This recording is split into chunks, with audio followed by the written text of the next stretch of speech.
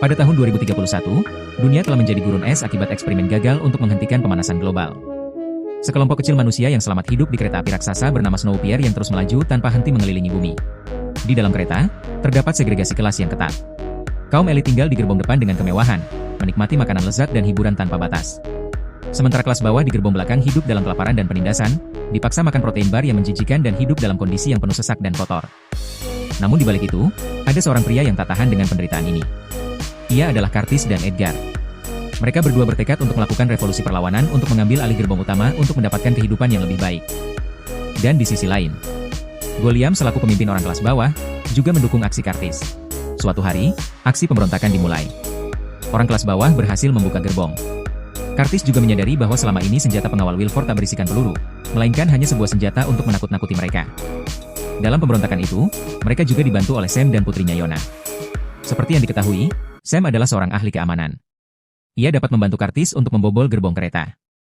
Namun setelah gerbong berikutnya dibuka, para orang kelas bawah tiba-tiba disambut oleh segerombolan para algojo bersenjata kapak yang siap menghabisi mereka kapan saja. Namun orang kelas bawah tak tinggal diam. Dengan senjata seadanya, seketika aksi baku hantam pun terjadi. Namun dalam peristiwa itu, seorang rekan Curtis, yaitu Edgar harus tewas dalam kejadian tersebut. Namun di sisi lain Curtis berhasil menyandera anak buah Wilford yang akan menjadi kunci utama mereka untuk menuju gerbong utama. Gerbong demi gerbong berhasil mereka lewati, mereka juga disuguhkan dengan beberapa pemandangan yang unik, mulai dari perkebunan, akuarium dan sebuah bar. Bagi Curtis ini bukan hanya sekedar kereta, melainkan sebuah bumi yang berjalan. Mereka lalu tiba di salah satu gerbong yang berisikan taman kanak-kanak.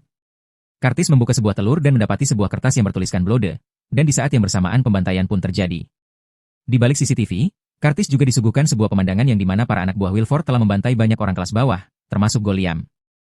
Akhirnya setelah perjalanan yang melelahkan, kini hanya Curtis, Sam beserta putrinya yang berhasil tiba di gerbong utama.